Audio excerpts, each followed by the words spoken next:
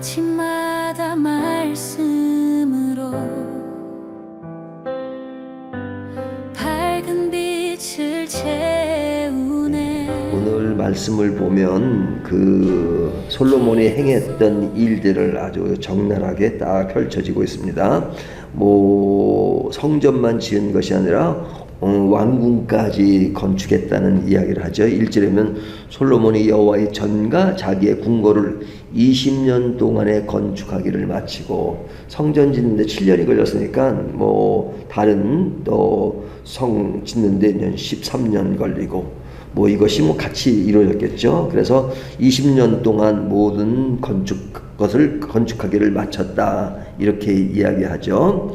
그 다음에 이젠 성만 건축한 것이 아니라 그 지역들을 요새화해서 안정되게 만든 것이 있습니다. 2절부터 6절까지 보면 기브온, 게셀, 또 이런 성읍들을 재건한 것들, 그것을 요새한 것들, 그런 것들이 나오죠.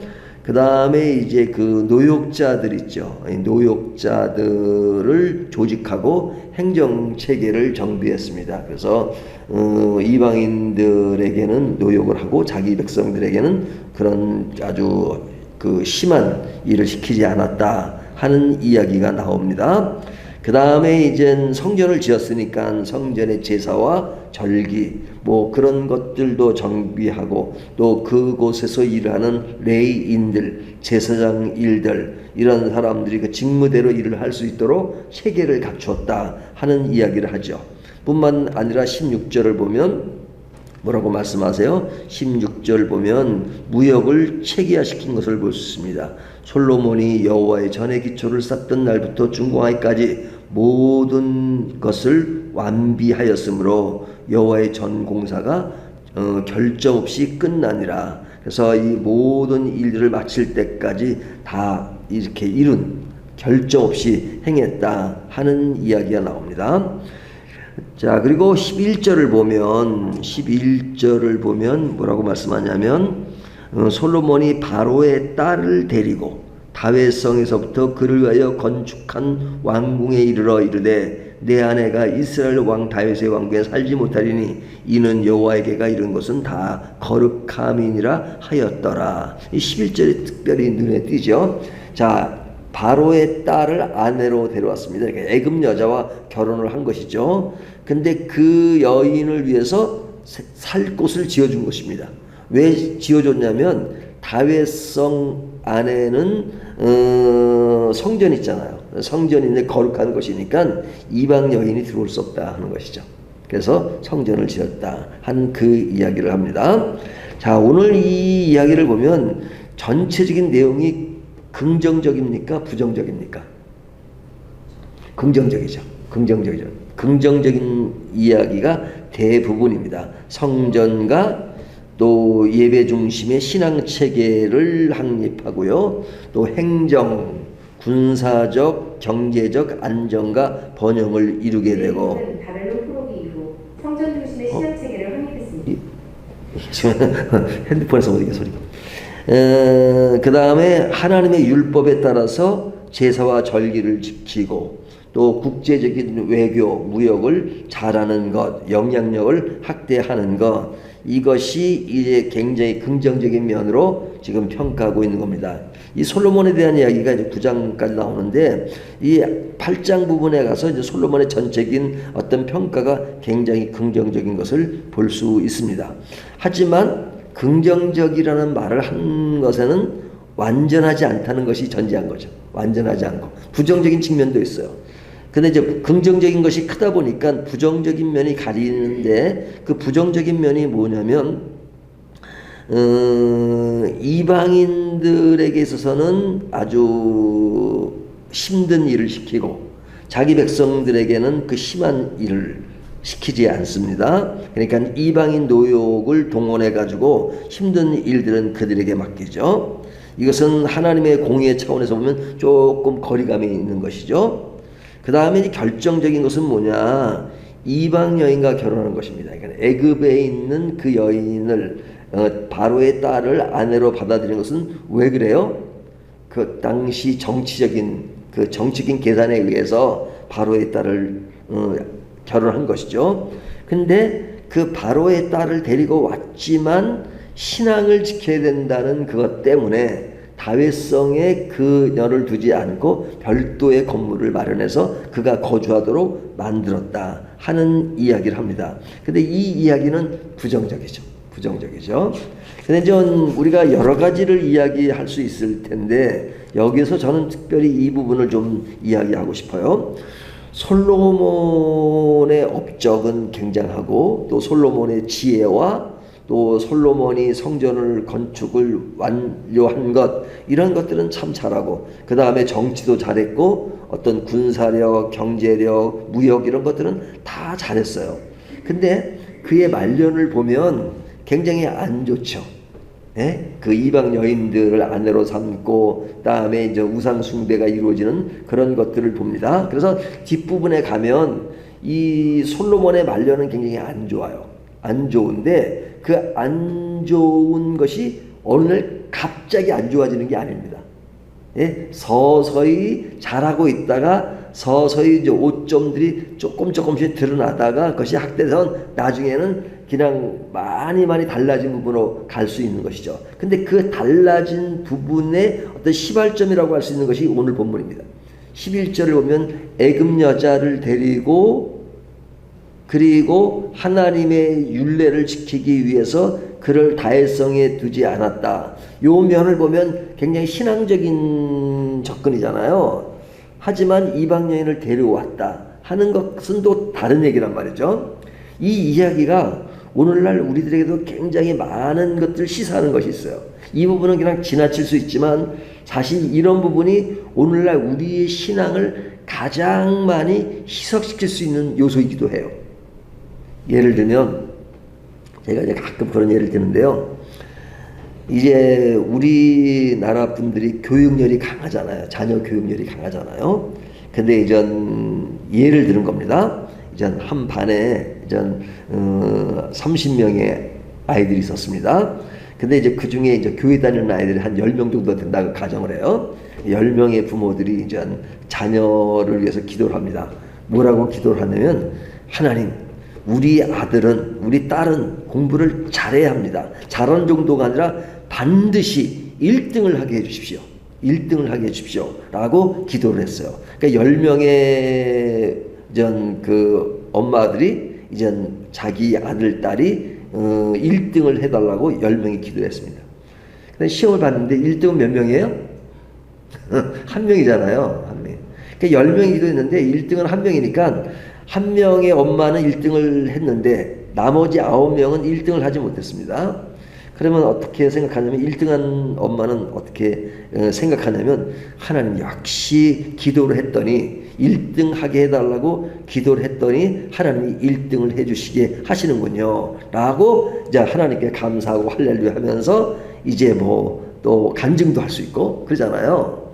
근데 이제 문제는 1등을 못한 엄마들이죠. 1등을 엄마. 근데 저 뭐 1등 정도 못한 중에 하나 어떤 사람은 거의 꼴찌에 가까웠어요. 그러면 어떻게 생각합니까? 아, 하나님 이렇게 기도를 했는데도 1등을 안 해줘. 이 꼴찌가 뭡니까? 이게 왜 뭐가 문제가 있을까? 그래서 이제 막 생각합니다. 그런 문제에 대해서 하나님께 기도도 하고 또 목사님께 상담도 하고 그럽니다. 그러니까 어떤 목사님은 아유 기도를 좀 세게 해야 되는데 덜 세게 해서 기도를 좀 더 하라 그리고 그러니까 이제 그 엄마는 기도를 더 해서 기도원에 갑니다. 또 어떤 엄마는 교회 헌신을 좀 덜해서 그런가 보다 하고 더 봉사합니다. 자 이제 이런 예를 하나 예입니다. 자 그러면 아이가 1등을 하게 해달라고 하나님께 기도하는 행위는 신앙적인 행위입니까? 신앙적인 행위가 아닙니까? 당연히 신앙적인 행위죠. 기도하는 것이 뭐 나쁩니까? 당연히 기도해야 되는 거죠. 근데 이제 1등을 되지 않은 부모가 1등이 되지 않으니까 그 문제를 파악하고 원인을 분석하는 그런 태도. 그 태도는 신앙적입니까? 신앙적이 아닙니까? 신앙적이죠. 왜 1등을 안 하게 했을까? 뭐 기도를 더 해야 된다든지 아니면 뭐가 원해서 하나님께 봉사가 더 뭐 이런 맥락에서 생각하는 자체는 신앙적인 생각이잖아요. 그러면 그 행하는 모든 요소들은 신앙적인 행함인데 전체적으로 보면 이것이 신앙적이냐 하는 문제죠. 이 문제의 시작은 어디서부터 시작되냐면 1등을 해달라는 것에서부터 시작합니다. 1등. 자, 반드시 1등을 해달라는 것이 신앙적입니까? 신앙적이 아닙니까? 뭐 기도는 그렇게 할 수 있어요. 하지만 하나님이 우리에게 말씀하시는 것은 뭐냐면 하나님의 영광을 위해서 공부도 열심히 하고 최선을 다하는 것, 뭐 이런 것들은 하나님이 우리들에게 그렇게 살기를 원하시죠. 하지만 항상 1등을 원하는 것이 하나님의 뜻이냐? 뜻이 아닐 가능성도 많죠. 그렇죠? 그러니까 우리들의 그 삶의 목표가 내가 세상에서 가장 큰 부자가 되게 해주십시오. 내가 가장 높은 자리까지 올라가게 해주십시오. 내가 반드시 1등을 하게 해주십시오. 라는 태도는 신앙적인 행위는 아니에요. 신앙적인 자세는 아니에요. 그러니까 그 기본 시작이 신앙적인 자세가 아닌 1등을 하게 해주십시오라는 그런 방향을 가지고 시작을 했어요. 그러니까 처음에 스타트는 신앙적인 것이 약화된 것이에요. 근데 그렇게 안 되면서 그 행하는 그 모든 것들은 행위 자체는 신앙적인 방법이지만 지금 문제는 어디서 생긴 거예요? 가장 시발점에 대한 것이 하나님이 뜻이 무엇이며 하나님 앞에서는 우리가 행하는 그런 공부 이런 것들을 어떤 자세로 행해야 되느냐 하는 그 전제가 무너진 것은 생각하지 않고 그 무너진 전제 위에서 행하는 태도는 신앙적인 요소를 가지고 있단 말이죠. 그래서 이 모든 것을 종합해 볼 때 신앙적인 것처럼 생각한단 말이죠. 하지만 시작이 잘못됐기 때문에 그 뒤에 나타나는 것이 어떤 신앙적인 모습이지만 결국은 이 문제를 개선해야 될 것은 뭐예요? 제일 처음에 가졌던 바른 신앙 간의 가치관, 이것서부터 다시 점검해야 되는 것이죠. 근데 시작은 잘못됐는데 나타나는 현상이 신앙적이니까 신앙적이라고 착각한단 말이죠. 이것이 무엇에 나타나면 지금 솔로몬의 행위에서 나타납니다. 자, 하나님이 율법을 통해서 이방인들과 결혼하지 말라 그랬어요. 오늘 보면 가나안 족속을 다 죽이라고 했잖아요. 우리가 아브라함이 가나안 땅을 들어올 때부터 시작해서 이스라엘 백성 적하고 그 다음에 나중에 이제 그 이스라엘 백성들이 그 모세 이후에 여호수아를 통해서 들어올 때 가나안 땅 족속은 다 아주 죽이라 그렇게까지 말씀하셨어요. 왜? 이방 문화 속에서 어울리는 것들을 하나님은 방지하셨어요. 하지만 그들을 살려두었어요. 그 살려두었다는 얘기가 오늘 본문에도 나오잖아요. 그들의 그런 요소가 신앙의 어떤 혼란스러움을 만들었다 하는 것을 만들었잖아요. 근데 이제 그런 요소가 솔로몬에게 그대로 있는 겁니다. 그러니까 이방 여인을 아내로 삼고 그 자체는 하나님이 원하는 뜻이 아니었어요. 그런데 그 뜻이 아닌 요소를 어떻게 적용하냐면 이방 여인은 성전이 있는 다윗성에는 들어갈 수 없다 해서 이제 별도의 어떤 신앙적인 그런 판단을 한 겁니다. 그래서 그런 자세는 신앙적인 것 같아요. 하지만 기본 전제가 처음부터 하지를 말았어야 되는 거죠. 그러니까 이것이 굉장히 이렇게 이게 섞이면서 혼란에 빠지고 있는 겁니다. 이런 요소들이 우리에게는 얼마나 많은지 몰라요. 우리가 교회 다니고 예수 믿고 하니까 모든 것들을 기도하고 그 다음에 어떤 신앙적인 그런 요소로 모든 일을 행할 때가 많잖아요. 하지만 그 시작이 신앙적이 아닌 요소로 시작하는 것에 대해서는 그것을 개선해야 되고 그것을 고쳐야 되는데 그것은 그대로 놔두고 그리고 그 따르는 그 행동 자체를 신앙적이라고 하는 것에서 문제가 생긴단 말이죠. 그러니까 제가 늘 말씀드리잖아요. 우리가 말씀을 늘 묵상하잖아요. 묵상할 때 보면 사실은 우리들이 가지고 있는 세상적 가치관이 있어요. 가치관이랑 성경이랑 잘 안 맞으면 그럴 땐 성경은 슬쩍 밀어냅니다. 그리고 성경을 자꾸 내가 원하는 스타일로 바꾸려고 그래요. 예, 성경 말씀은 바꾸면 안 되죠. 누가 바꾸냐 그러지만 실제로 바꿀 때가 많아요. 내가 필요한 내 때로 성경을 해석을 그렇게 해요. 내 요소에 맞게끔. 그리고 신앙적인 것이라고 생각한단 말이죠. 그래서 저는 이게 우리가 저희 교회는 강해 설교하고 아침마다 계속 하잖아요. 이게 이제 강해 설교나 이제 성경을 계속 이어가는 게 중요한 게 뭐냐면 우리가 성경 한 구절만 딱 끄집어내 가지고 그것을 내 입맛에 맞게 자꾸 이해하는 경우가 많아요. 그래서 범하는 것이 많아요. 그래서 제가 좀 우스갯소리로 얘기잖아요. 이제 뭐 이사를 가거나 그럴 때 보면은 이렇게 기독교 서점에서 액자 같은 거 사서 선물하잖아요. 거기 나오는 성경 구절을 보면은 그 자체는 성경 말씀이니까 하나님의 말씀이죠. 하지만 그 문맥에서는 잘못 쓰여진 것도 굉장히 많아요. 잘못 쓰여진. 그 중에 하나가 시작은 미약하나 나중은 창대하리라. 그 어디에 나오는 얘기죠? 욥기에 나오네요. 욥기. 그 욥기에 나오는 내용은 욥기 내용은 뭡니까? 욥이 있고 욥의 친구들 있잖아요. 욥의 친구들이 하는 이야기들은 자기들은 하나님의 말씀이라고 하면서 욥을 굉장히 비난합니다. 비난하는 얘기인데 결국은 누구 말이 맞다고 하나님이 평가를 내려주시는 거예요? 욥의 말이 맞다고 얘기하는 거예요. 근데 그 시작은 미약하나 나중은 창대하리라 하는 말은 누가 한 말이에요? 욥이 한 말이 아니고 욥의 친구들이 욥을 비난하기 위해서 하는 말이에요. 그러니까 문맥상에 보면 그것은 좀 다른 문맥이죠. 뭐 그런 것이 한두 가지가 아니잖아요. 내게 능력 주시는 자 안에서는 내가 모든 것을 할 수 있다. 근데 그거는 어디 나온 얘기예요?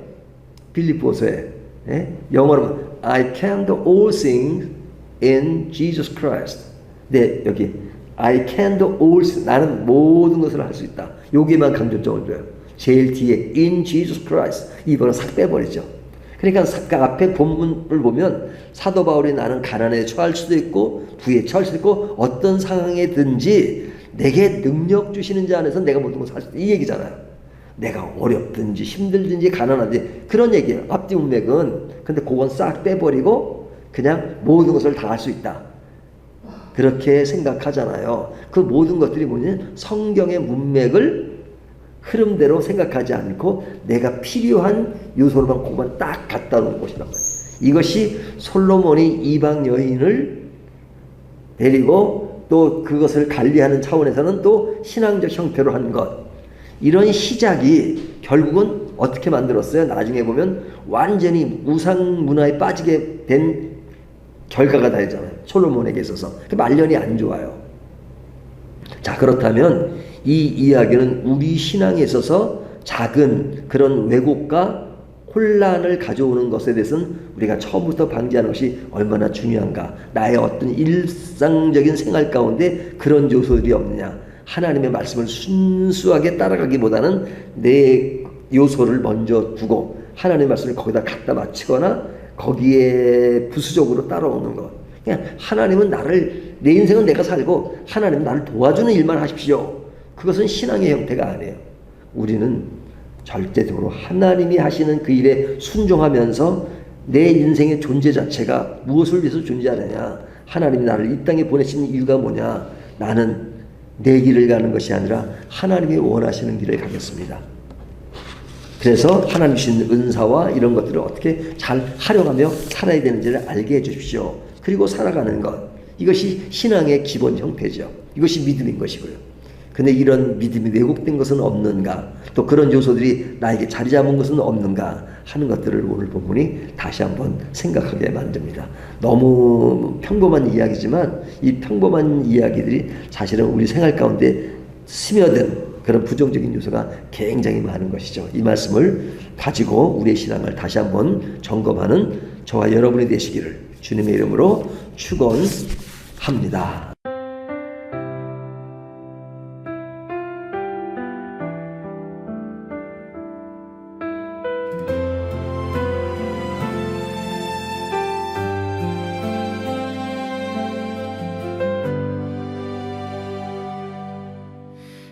아침마다 말씀으로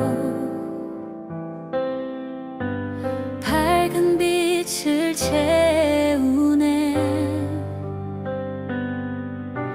기도 속에 주님 계시고 숨결마다 찬양 되네. 밝은 교회 그 이름처럼 세상 속에 예배하리. 그 작은 빛도 주님께서 세상을 향해 비추시네. 우리는 밝은 빛으로 서로를 향해 다가가 한 마음으로 주님만 높이며 사랑 안에 살아가네. 주가 주인 되신 삶으로 매일 예배합니다.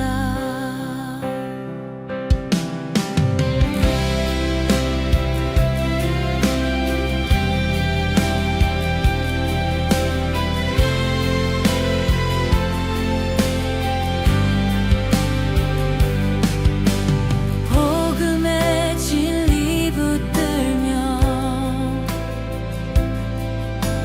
밝은 믿음 새기네.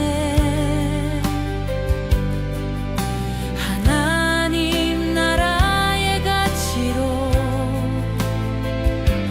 빛나는 길을 걸어요. 어둠을 밝히는 사랑 성도가 된 우리 마음 밝은 교회라 부르신 그 이름대로 살아가네. 우리는 밝은 빛으로 서로를 향해 다가가 한 마음으로 주님만 높이며 사랑 안에 살아가네. 주가 주인 되신 삶으로 오늘도 예배합니다.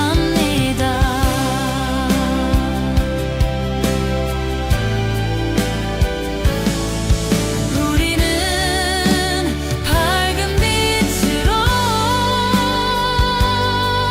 서로를 향해 다가가 한 마음으로 주님만 높이며 사랑 안에 살아가네. 주가 주인 되신 삶으로 매일 예배합니다.